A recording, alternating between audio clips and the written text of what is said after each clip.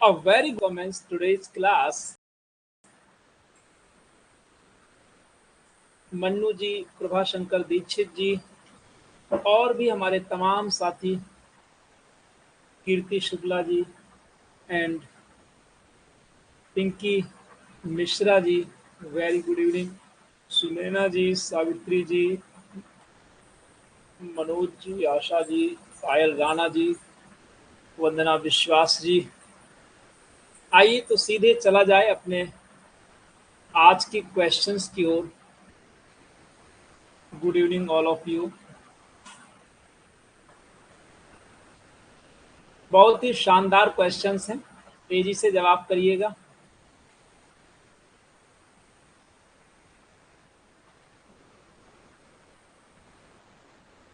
Find out the word which is correctly spelled, यानी कि जो स्पेलिंग सही है उसका चयन करना है और जवाब देना है।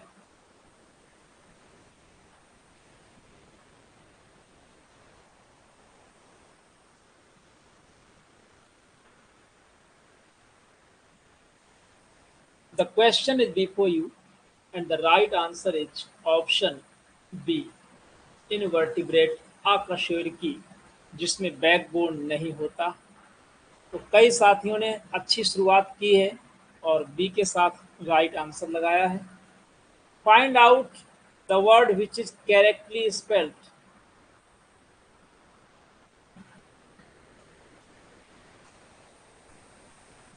बहुत ही बेहतरीन क्वेश्चंस आपको मिलने वाले हैं। ऑमलेट की spelling OMELETTE, B is the right answer. एक बार अच्छी शुरुआत सावित्री सिंह जी के द्वारा, और भी तमाम साथी हमारे अच्छा आंसर कर रहे हैं। Find out the word which is correctly spelled.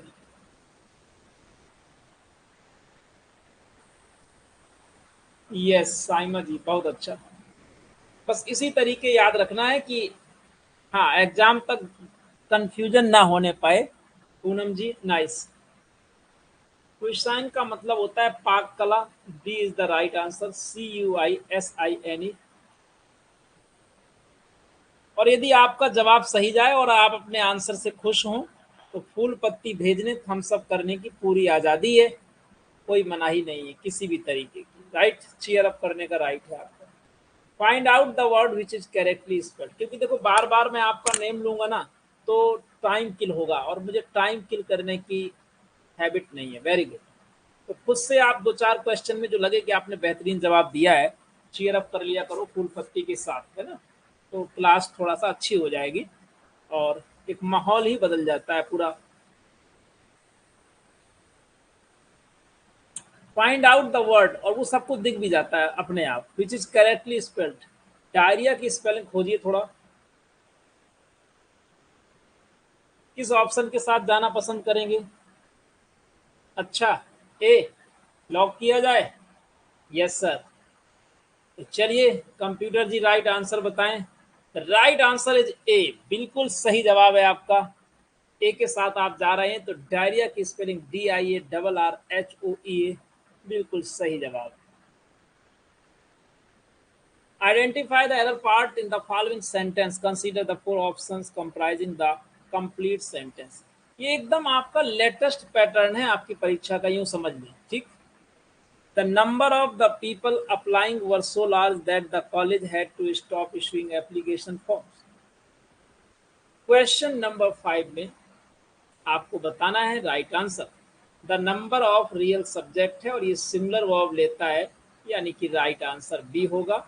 और यहाँ पर हम वर्क के प्लेस में वॉज का यूज करेंगे, ऑप्शन बी।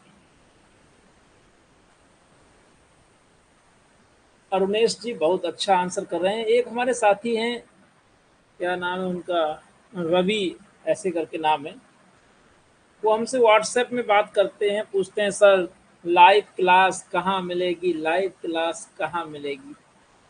मैं कहता हूँ एक नहीं दो बार मिलेगी, करके तो देखो। अब पता नहीं लाइव क्लास, मैंने उनको कॉल में लिखा तो कॉल भी नहीं आया। कुछ हमारे साथी ऐसे हैं कि ज्वाइन तो कर लेते हैं लेकिन 15 दिन बाद क्लास देखना शुरू करते हैं। अरे केवल नेट आपका ऑन है तो लिख जाता है, मैसेज आ जाता है मोस्टली कि डोंट मिस योर क्लास। पता नहीं। चूज वन वर्ड, अगर वो है तो बता दें भाई। Choose one word from the options which describes the phrase most accurate to banish from one's country, यानी कि देश से निकालना, देश निकालना करना। Repatriate, emigrate, immigrate, expatriate. Question number 6 काफी अच्छे जवाब कर रहे हैं Neeraj ji, and D is the right answer. Next, very good. जितने भी साथी डी के साथ जा रहे हैं, बहुत अच्छा आंसर, वेल डन, सुपर। आइए देखते हैं, identify the correct form of the verb. Phrase out of the given choose so as to complete the following sentence. सीधी सी बात बोलें तो ब्रैकेट के जो अंदर है उसका राइट फॉर्म लिखना है। Arifa Malik ji, very good. I be there situation be different, यहाँ पर बी का कोई भी फॉर्म लिख सकते हो और बी के सारे फॉर्म आप जानते हो, is am are was were be been being, और यहाँ पर भी बी का कोई फॉर्म लिख सकते हो, ठीक है ना। If I had been there situation was different. If, नहीं नहीं नहीं sorry, I was there situation was different. Had I been there situation would have been different. Had I been there, situation had been। तो लगाइए elimination method, है ना, और भेज दीजिए राइट आंसर। प्रारंभ में हैड आया तो मतलब कंडीशन, और एकदम right answer C. Had I been there situation would be different, यदि मैं वहां होता तो स्थिति भिन्न होती। कंडीशनल सेंटेंस इन्वर्जन किया गया है। हाँ देखिए, नोट लेट हो सकता है नोटिफिकेशन, तो उसका तरीका ये है कि जब आपको पता है क्लास की टाइमिंग, है ना, एप्लीकेशन में क्लास 10 बजे चलती है, राइट, और तो आप 10 बजे जाकर के अपना जो कोर्स है उसे ऑन करेंगे तो वहाँ भी आपको ज्वाइन का ऑप्शन मिल जाएगा यदि क्लास स्टार्ट हो चुकी है। और यदि आप इस क्लास को दोबारा देखना चाहें तो 6 PM नेक्स्ट डे आप कहाँ देख सकते हैं, यूट्यूब में। इससे ज़्यादा क्या चाहिए। दोबारा भी एक बार इसको लाइव देख सकते हैं, 2 बार में तो तैयार हो ही जाएगा। The boss wanted to know done the job.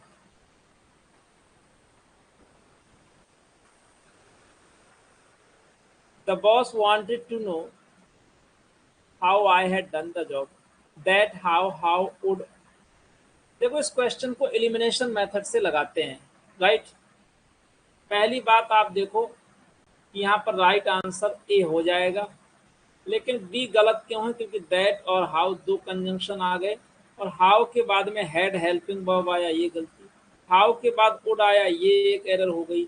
How के बाद हैड आया, ये एरर। देखो भाई, जब भी क्वेश्चन वर्ड बीच में आता है और वो कंजंक्शन का कार्य करता है तो हम सब्जेक्ट देन वर्ब लिखते हैं, यानी कि हेल्पिंग वर्ब भी बाद में आएगी, ये ध्यान रखा जाता है। तो निश्चित तौर पर ये आंसर राइट है। विच इज करेक्टली स्पेल्ड वर्ड, आज आपके सामने स्पेलिंग भरपूर है, लगाइए कौन सी स्पेलिंग सही है, तेजी से आंसर करें।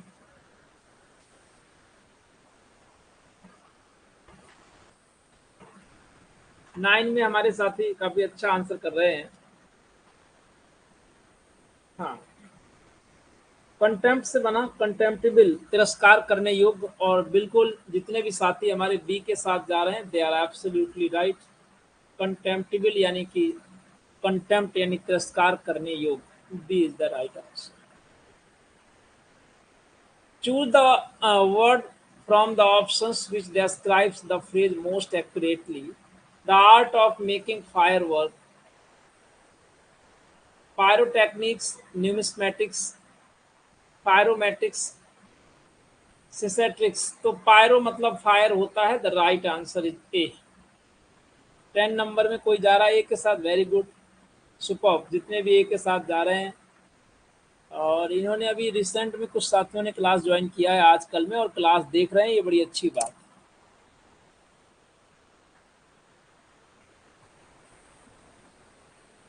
Mark the part with the error. Read the 4 options as the part of the given sentence. One must grab advantage of opportunities to talk with native if you want to improve one's English. तो ये you कहाँ से आ गया? जब one की बात हो रही तो पूरे सेंटेंस में वन ही रहेगा ना. One wants to improve. Option C होना चाहिए. क्या सी के साथ जा रहे हैं? Very good, superb answer. Well done Sadhana ji and others. Vijay ji. The meaning of the word indignation is. क्या होता है इस वर्ड का मीनिंग? नाराजगी यानी कि anger. Right answer is D. कौन 11 में? अच्छा 11 में अभी लग रहा है. 12. वेरी गुड, डी वाले एकदम right. The correct spelling is. आज तो स्पेलिंग एकदम धुआं है. और बड़ी मजे की बात बताएं तो ये स्पेलिंग आपके जो इसके पहले टीजीटी का एग्जाम हुआ था 2021 में, यही स्पेलिंग आपकी पूछी गई थी. शायद आपकी मेमोरी अगर सही काम कर रही है तो आपको शायद याद होना चाहिए. बंदा कंफ्यूज ए और बी में ही होता है. द राइट आंसर इज बताएंगे.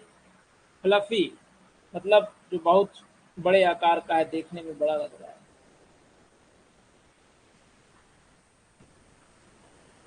सॉफ्ट स्लाइट इसका मतलब होता है. Find out the most suitable preposition from the given option. I broke this glass accident, at accident, by accident, in accident, of accident.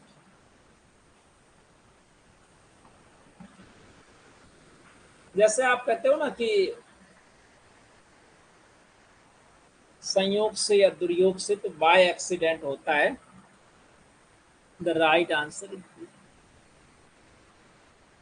जी. बहुत अच्छे जवाब आ रहे हैं आपके भाई. मन खुश करने वाले आंसर हैं. ये भी आपकी परीक्षा का एक पैटर्न है.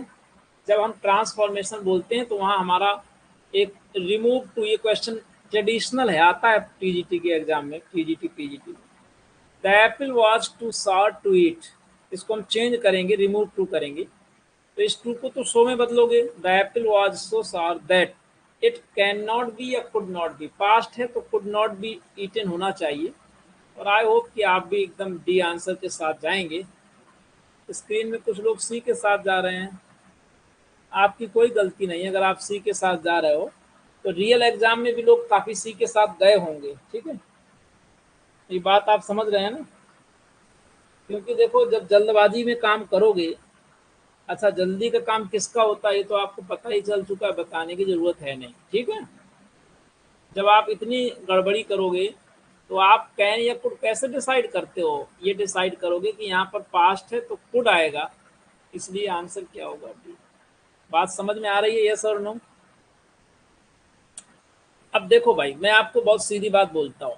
ठीक है, सहारनपुर से लेकर के और शामली संभल से लेकर के यहाँ बलिया लखीमपुर खीरी तक सभी रिमोट एरियाज से हमारे साथ साथी जुड़े हैं. चाहे लखनऊ की बात करें और बुलंदशहर की बात करें, है ना, बांदा की बात करें.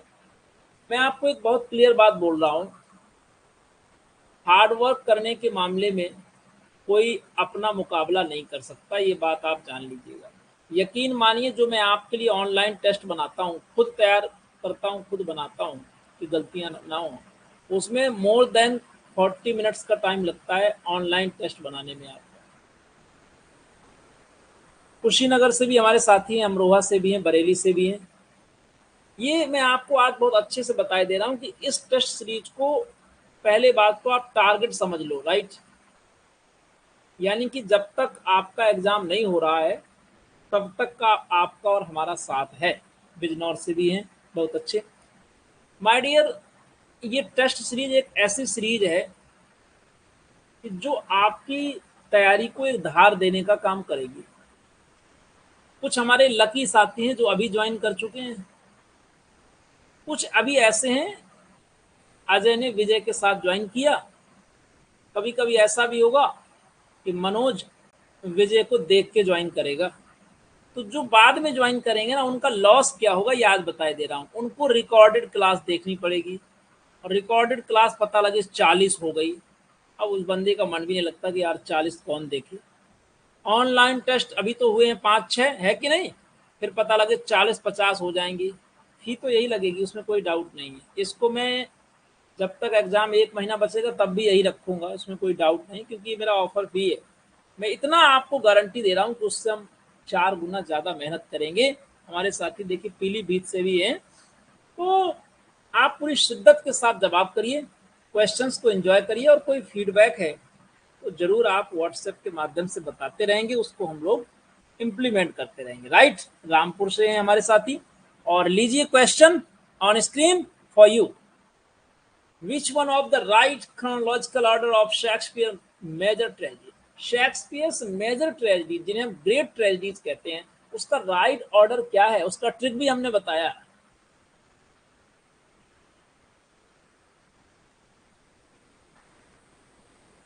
और हमारे प्यारे साथी बहुत ही स्पीड के साथ जवाब देते हुए,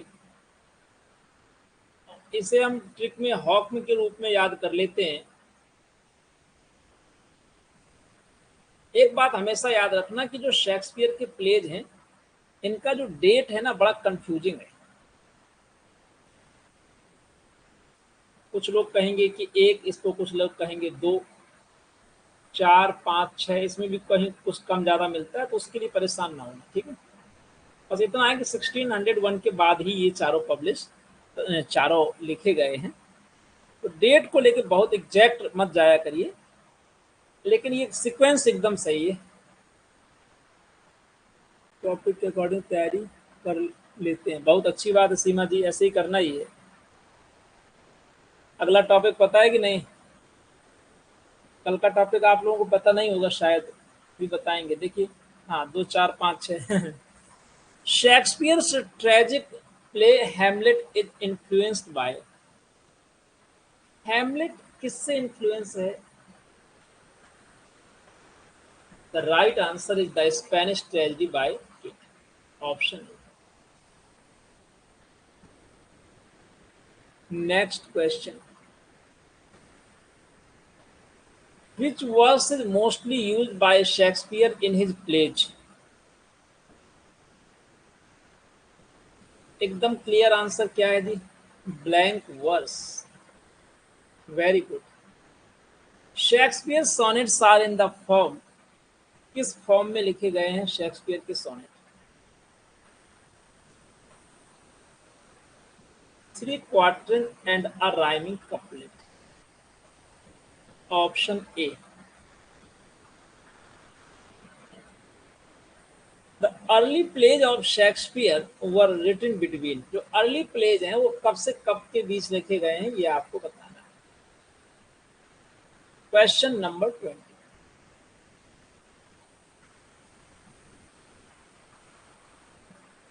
1589 to 1595, C is the right answer. Very good, super. Savitri ji गड़बड़ जा रहे हो आप, लगातार देख रहा हूं कौन क्या कमेंट कर रहा है। Shakespeare produced most of his known works between, तो यहाँ पर आंसर चेंज हो जाएगा, यहाँ पर मोस्ट ऑफ की बात हो रही है। The right answer is 1589 and 1530।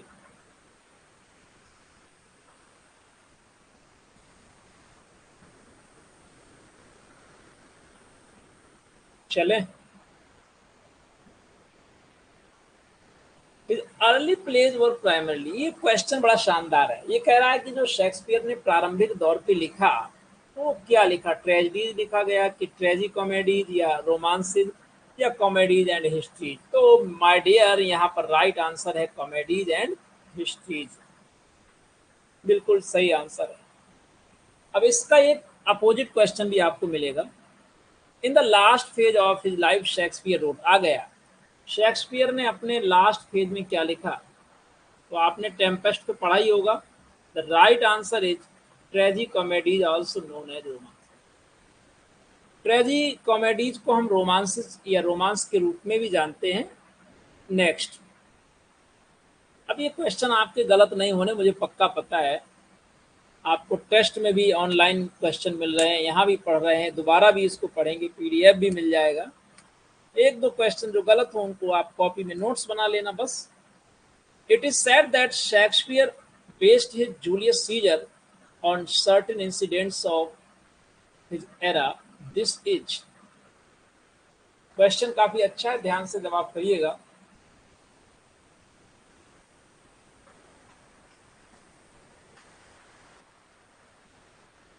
और यहाँ पर मेजॉरिटी हमारी जा रही है ए के साथ में, the rebellion of the Duke of Essex, option A.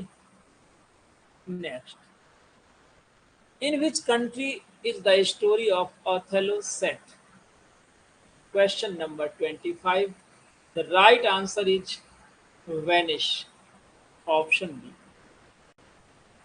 From which play of Shakespeare is the following line taken? Life is a tale told by an idiot full of sound and fury. Most important line, और ये line Macbeth से। C is the right answer. Macbeth is regarded as the tragedy of overlapping ambition, excessive of pride, noble inaction, jealousy of nature. बहुत ही अच्छा question है, कभी कभी theme पूछता है तो भाई मैकबेथ में क्या है? एम्बिशन है, ओवरलैपिंग, एक्सट्रीम लेवल में ये एम्बिशस है पर्सन, है ना। Which play of Shakespeare has been described as by T S. Eliot as an artistic failure. बहुत ही अच्छा क्वेश्चन, और मुझे उम्मीद है कि इस लेवल का क्वेश्चन टीजीटी में या पीजीटी में कहीं भी आ सकता है। आर्टिस्टिक फेलियर किसे कहा गया है? तो वो है Hamlet. And the next question, which play of Shakespeare has been described by T.S. Eliot as an artistic success? किस प्ले को कहा गया है? हालांकि इस पर विद्वानों का मतभेद भी है कि ऐसा कहा है कि नहीं कहा है। हाँ, और लेकिन कहा है तो किसके लिए माना जाता है? मैकबेथ के लिए, राइट। स्कॉलर्स कुछ एग्री नहीं करते इस बात से, वो अलग मामला है। Which of the following writers is noted for what Keats called negative capability? Keats ने नेगेटिव कैपेबिलिटी जो टर्म दिया है, उससे कौन ऑथर है जो ताल्लुक रखते हैं? तो वो आपके हैं विलियम शेक्सपियर। प्यारे साथियों, अभी छोड़ के जाना नहीं, दिल है कि अभी भरा नहीं। कुछ आपसे क्वेश्चंस पूछूंगा, क्योंकि किसी ने, कई साथियों ने 15 में 15 सही ठोक दिए हैं, तो इनको कुछ एडिशनल भी तो मिलना चाहिए, है ना। तो भाई आपके लिए कुछ क्वेश्चन पूछने वाला हूँ, और इसलिए आपको अभी जाना नहीं है। क्लियर? किसी का कोई और प्रॉब्लम हो, कोई किसी तरीके का, तो बता देना। और मेरा कुछ क्वेश्चन आपसे अब होने वाला है, सब लोग एकदम रेडी हो जाइए, देखेंगे पहले सबसे किसका आंसर आता है, राइट।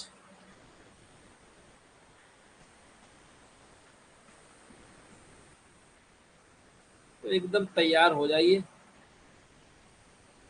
और क्वेश्चन आपके सामने बहुत जल्दी मैं ला रहा हूँ, कोई एक बेहतरीन क्वेश्चन। तो आपको बताना है माय डियर कि एक ऑथर हुए हैं, राइट, और उन ऑथर का नाम है हुकर, HOOKER। ये किस एज को बिलोंग करते हैं आप ये बताएंगे।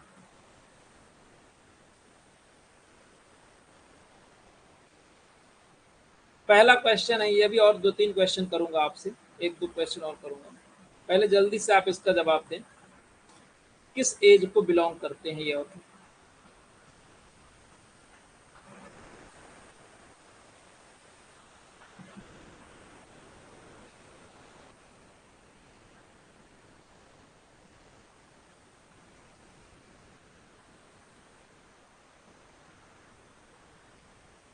हाँ जी, तो ये तुक्का तुक्का वाले भी बता दें। The right answer is the age of Elizabeth. Elizabethan age वाले बिल्कुल सही हैं, हमारे जितने भी साथी हैं। चलिए, कुछ लोग कह रहे हैं नेम ही सुना नहीं लग रहा था। नहीं, रेस्टोरेशन नहीं है। चलिए अगला क्वेश्चन सुनिए, जो जानते हो पहले वो सुनिए, अगली बात गहराई में जाने वाली है, सभी लोग ध्यान देंगे। भाई साहब, N upstart crow William Shakespeare को किसने कहा? रॉबर्ट ग्रीन ने। ये क्वेश्चन नहीं मेरा, ये क्वेश्चन आ चुका है, सब जानते हो। एन अपस्टार्ट क्रो किसने कहा? रॉबर्ट ग्रीन ने। लेकिन ये बात रॉबर्ट ग्रीन ने कब कही थी?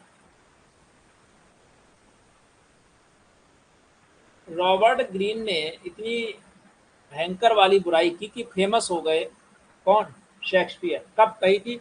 आपको डेट बतानी है, किस ईयर में कहा था, उसके बाद ही शेक्सपियर को लोग। ये थोड़ा गड़बड़ लिख रहे हैं कुछ साथी हमारे, 1992, तो बहुत गड़बड़ लिख रहे हैं आप। अगर आप 1592 लिखते तो मुझे बड़ा अच्छा लगता। मुझे लगा शायद आपने गलती से मिस्टेक की है। 1592 इज द राइट आंसर। पायल राणा जी अच्छा जवाब दे रहे हैं, काफी साथी सही सलामत लिख रहे हैं। और आज का अब लास्ट क्वेश्चन जो आपके लिए असाइनमेंट है, हो सकता है ग्रेजुएशन में आपने पढ़ा भी हो। एक सोनेट है और उस सोनेट के जो स्टार्टिंग लाइन है वो है, let me not to the marriage of true mind, let me not to the marriage of true minds. ध्यान से सुनिएगा, marriage of true minds.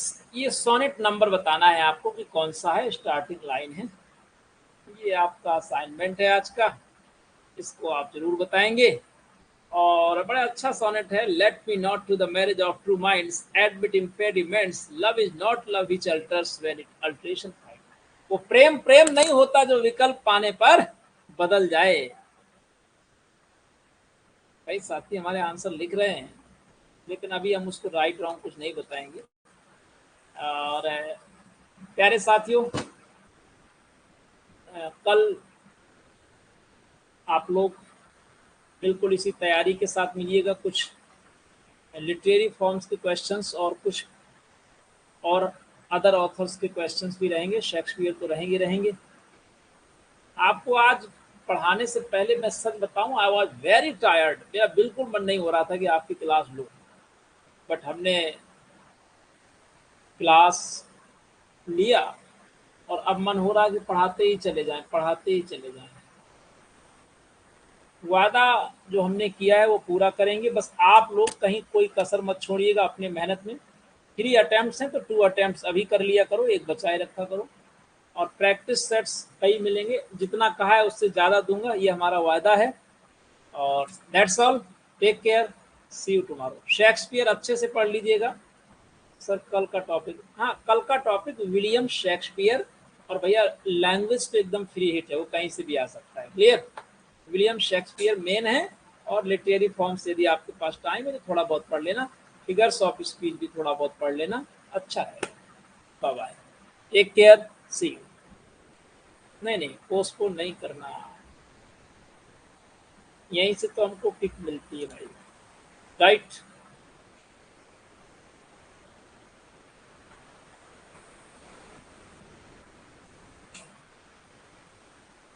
Good night to all of you.